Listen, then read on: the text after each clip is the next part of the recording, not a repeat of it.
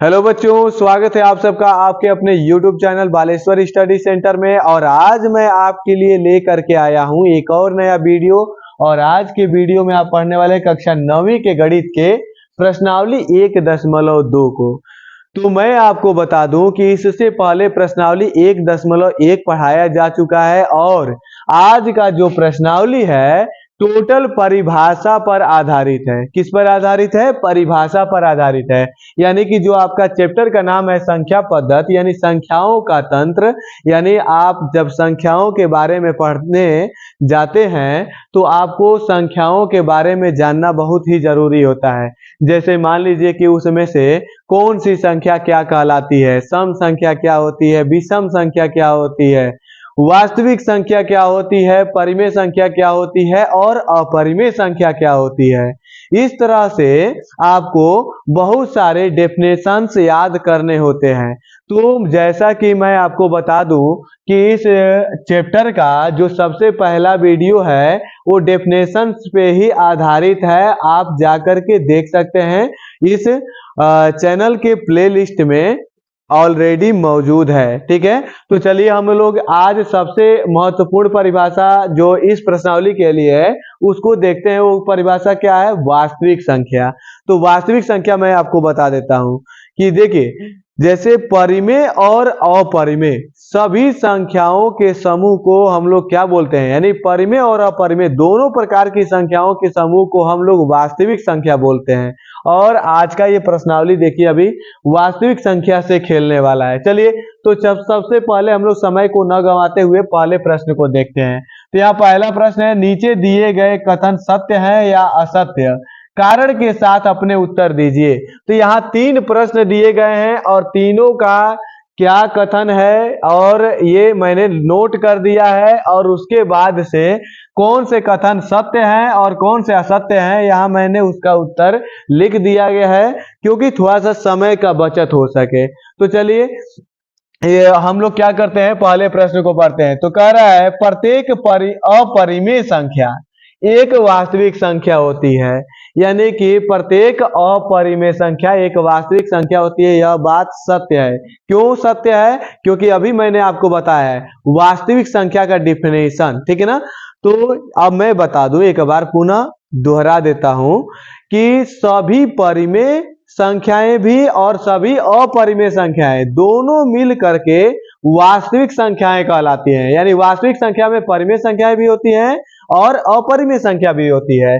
तो देखिए, प्रत्येक अपरिमेय संख्या वास्तविक संख्या कहलाती है, तो सभी अपरिमेय संख्या भी वास्तविक संख्या कहलाती है और सभी परिमेय संख्या भी वास्तविक संख्या कहलाती है। तो यहाँ पर पूछा है कि सभी अपरिमेय संख्या वास्तविक संख्या कहलाती है, तो हम लोग लिख सकते हैं सत्य है कथन, क्योंकि वास्तविक संख्याओं में अपरिमेय संख्याएं भी होती हैं।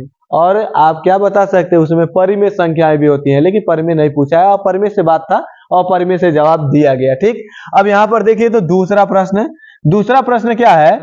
संख्या रेखा का प्रत्येक बिंदु कर्णी में यम के रूप का होता है। तो बच्चों मैं आपको एक संख्या रेखा बना करके दिखा दूं। ये है बच्चों क्या चीज? संख्या रेखा। और यहाँ पर क्या चीज है? 0 मैं अंकित कर दिया हूं। और यहाँ पर देखिए 0 से दाहिनी दिशा में धनात्मक दिशा में, ठीक है ना, यानी कि 1 2 3 4।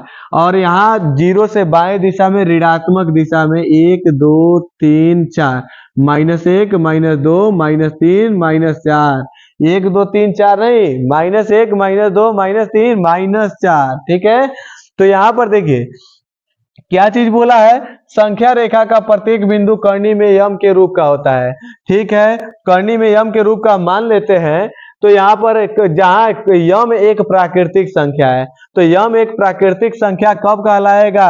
अब यहाँ पर देखिएगा प्रत्येक बिंदु बोला, पहले तो ये देखिए एक बार फिर से मैं दोहरा रहा हूं और देखिए एकदम आपको समझ में आएगा। संख्या रेखा का प्रत्येक बिंदु कर्णी में यम के रूप का होता है, ये बोल दिया। ठीक, अब कह रहा है जहां यम एक प्राकृतिक संख्या है, ये बताइएगा 0 प्राकृतिक संख्या है क्या? इससे पहले वाले प्रश्नावली में मैं आपको डिक्लेयर कराया था 0 एक प्राकृतिक संख्या नहीं है। क्या चीज है? 0 प्राकृतिक संख्या नहीं है। 1 से 9 तक की संख्याएं प्राकृतिक संख्याएं होती हैं और उसमें जब 0 को हम लोग ले लेते हैं तो संख्या पूर्ण संख्या में बदल जाती है। यानी कि सभी प्राकृतिक संख्याएं पूर्ण संख्याएं कहलाती हैं, और प्राकृतिक संख्याओं में जीरो को ले लें तो वो क्या हो जाएंगे, पूर्ण हो जाएंगे।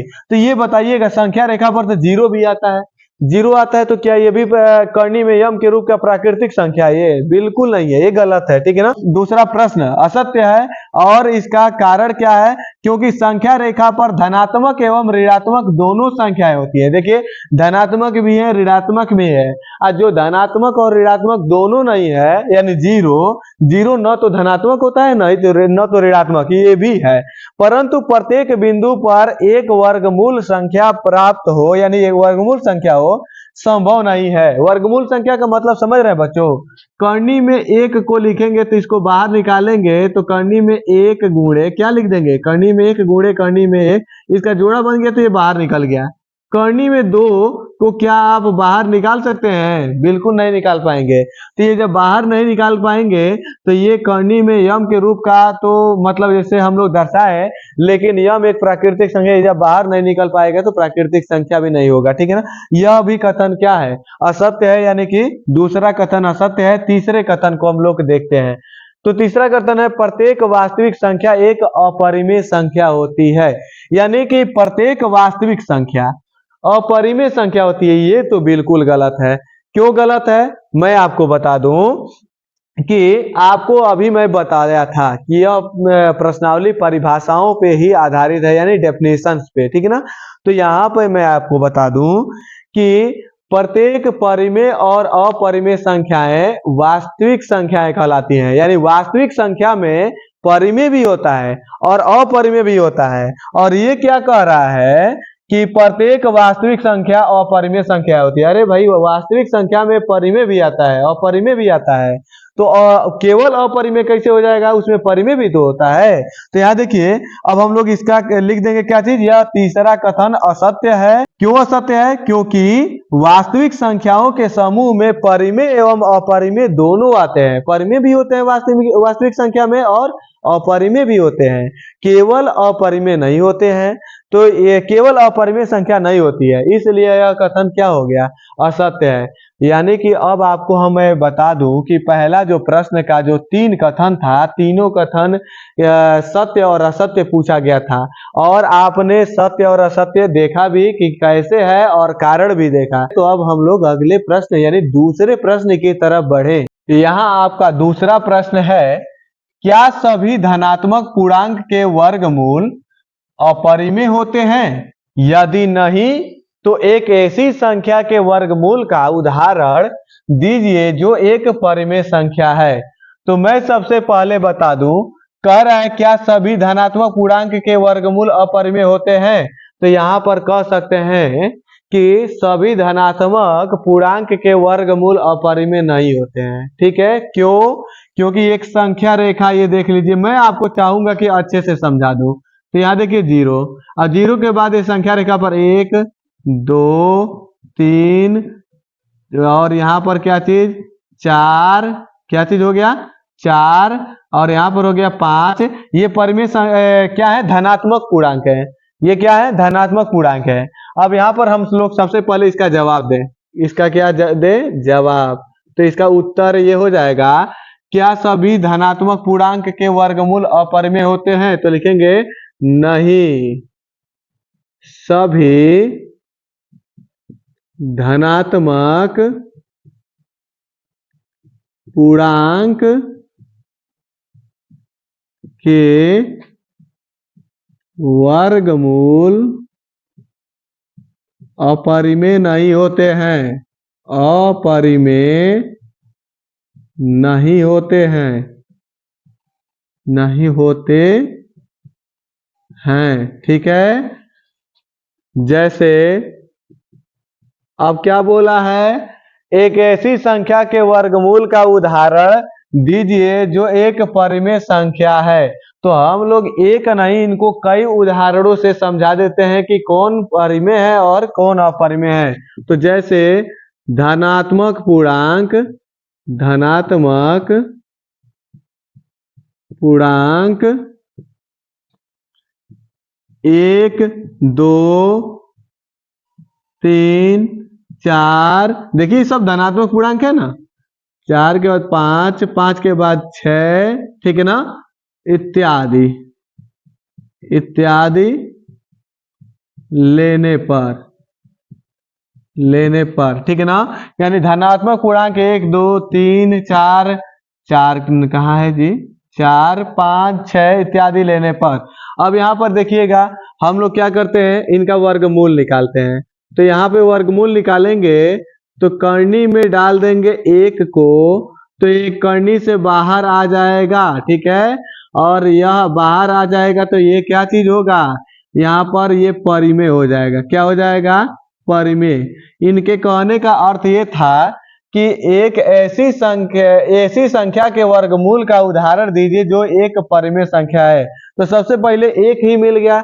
एक क्या है, करनी में से बाहर भी निकल जा रहा है, और यह क्या है, यानी यह है क्या चीज, यहाँ करनी में एक का अर्थ है एक का वर्गमूल निकालिए। तो एक का आपने वर्गमूल निकाला तो कितना आया, एक आया। एक आया तो फिर इसे ये क्या चीज है, एक परिमेय संख्या प्राप्त हो गया। और ये करनी से बाहर नहीं आता तो अपरिमेय होता।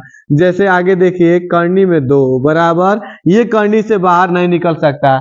तो बच्चों यदि आप सोच रहे होंगे कि क्यों करनी से बाहर नहीं निकल सकता, तो मैं बता दूं, करनी से बाहर निकालने के लिए जोड़ा चाहिए समान अंकों का, और एक को आप 1 गुणे 1 लिख दे तो कोई फर्क नहीं पड़ने वाला है, क्योंकि एक एकम एक ही रहेगा।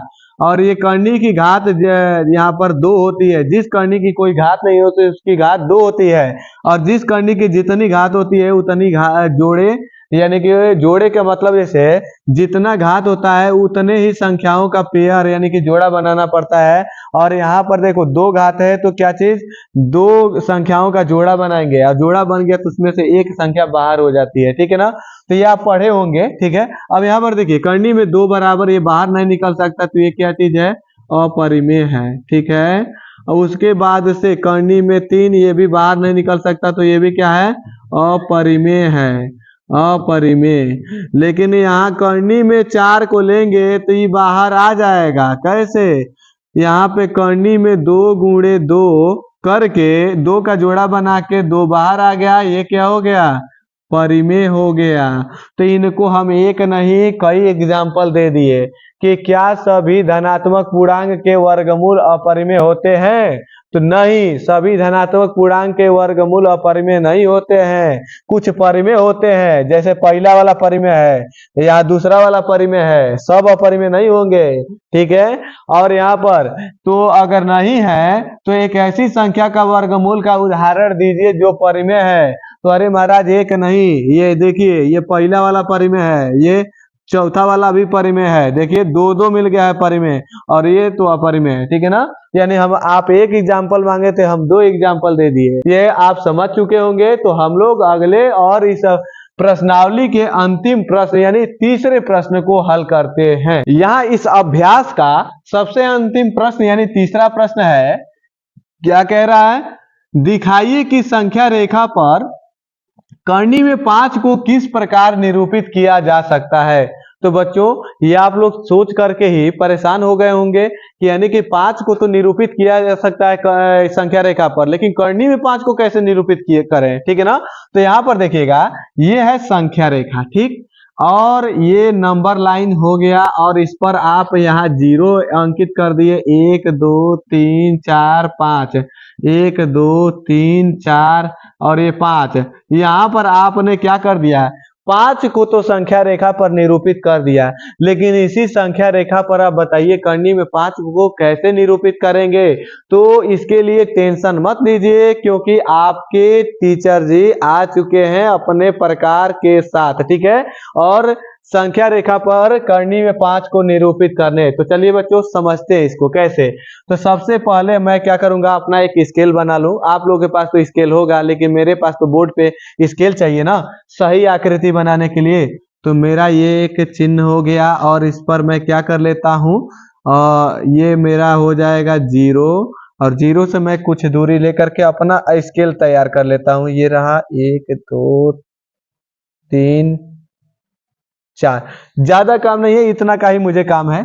1 2 3 4, समझिए कि ये मेरा 1 सेमी, 2 सेमी, 3 सेमी, 4 सेमी, ठीक है ना।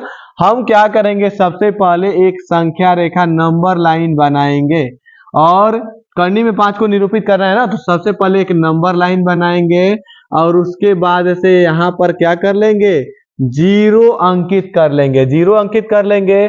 और ये बताइएगा करनी में 5 आपको प्राप्त करना है तो थोड़ा सा ध्यान दीजिएगा, इस संख्या रेखा पर आप क्या करेंगे, 1 2 3 3 तक थोड़ा सा काउंट कीजिए। तो यहाँ पे मैं क्या कर लेता हूँ, 3 तक काउंट कर लेता हूँ। यहाँ पे हो गया मेरा 1 2 3, 3 दूरी आप चल लीजिए, तो ये हमारा हम और 3 दूरी चल लीजिए, लेकिन अंकित कीजिए किसको, 2 को अंकित कीजिए। यानी कि ये 2 को, यानी संख्या रेखा पर आपको 2 दूरी लेना है और ये जो 2 दूरी है इस पर आपको 1 सेमी का क्या करना है, लंब खींचना है। कितना सेमी का, 1 सेमी का। अब आप सोच रहे होंगे कि ये सर जी कर क्या रहे हैं, तो अभी एक काम कर लीजिए, इसको समझ लीजिए, अभी देखिए आपको कितना अच्छा से समझ में आएगा। तो इस पर हम क्या करेंगे, 1 सेमी का लंब खींचेंगे। तो 1 सेमी का लंब खींचने के लिए बच्चों यहाँ पर क्या करोगे, यहाँ पर आप प्रकार की सहायता से एक चाप काटोगे और चाप काटोगे और उसके बाद से इस पर केंद्र मानकर, यानी प्रकार का मतलब इसे क्या करेंगे, नोक यहाँ 2 पर रख करके चाप काटेंगे और फिर यहाँ नोक रखेंगे प्रकार का और यहाँ चाप काटेंगे। तो पहला 60, दूसरा कितना 120 और दोनों को केंद्र मान के काटेंगे तो ये 90 और 90 को जब आप क्या करेंगे, ये बढ़ाएंगे 90 वाला, तो आप आगे तक जाएंगे। लेकिन आपको ये कितना बढ़ाना है, केवल 1 सेमी। कितना सेमी, 1 सेमी बढ़ाना है बच्चों, 1 सेमी, ठीक है ना। तो ये केवल मात्र 1 सेमी बढ़ाना है, ठीक है ना। कितना सेमी, 1 सेमी। तो चलिए हम लोग ये 1 सेमी बढ़ा दिए। अब बच्चों ये बताओगे, ये 1 सेमी लंबा ये हो गया। आप पढ़े हैं क्या पाइथागोरस पर में, पाइथागोरस पर में ये 1 सेमी और ये 2 सेमी हो जाए, ये लंब 1 सेमी और आधार 2 सेमी। अब कुछ आइडिया मिल रहा है आपको, ये लंब अगर 2 सेमी और आधार के सॉरी लंब 1 सेमी और आधार 2 सेमी हो जाए तो आपको कर्ण कितना मिलेगा। तो पाइथागोरस पर में क्या कहता है बच्चों, कर्ण का वर्ग बराबर लंब का वर्ग और प्लस में आधार का वर्ग। क्या कहता है, आधार का वर्ग। तो लंब कितना हो गया है, मतलब कर्ण का वर्ग ज्ञात करना है, ये कर्ण, तो कर्ण का वर्ग, ठीक है, कर्ण का वर्ग बराबर ये लंब कितना 1 का वर्ग और प्लस आधार कितना 2 का वर्ग। तो यहाँ देखा जाए कर्ण का वर्ग बराबर ये 1 का वर्ग 1 का प्लस 2 का वर्ग 4, कितना हो गया 4। अब यहाँ पर क्या हो जाएगा, कर्ण का वर्ग बराबर, कर्ण का वर्ग बराबर 4 और 1 ये हो जाएगा 5, ठीक है ना। ये कितना हो जाएगा, 5 हो जाएगा। फिर आगे बढ़ते हम लोग, तो कर्ण पर से जब वर्ग हटाएंगे तो कर्ण बराबर क्या हो जाएगा, कर्ण बराबर कर्णी में 5। जैसे इस पर से वर्ग हटेगा ये 5 चला जाएगा किसमें, कर्णी में, कर्णी में चला जाएगा।